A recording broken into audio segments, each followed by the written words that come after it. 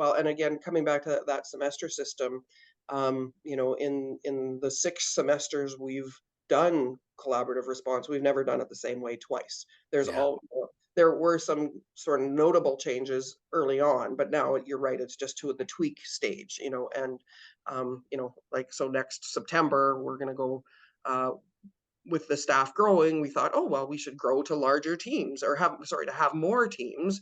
And Mhm. but what we found was that diluted the conversation somewhat. So we're dropping a couple of teams, and so it's just little changes like that that make a difference. But what Right. happens there is that the staff sees that it's responsive.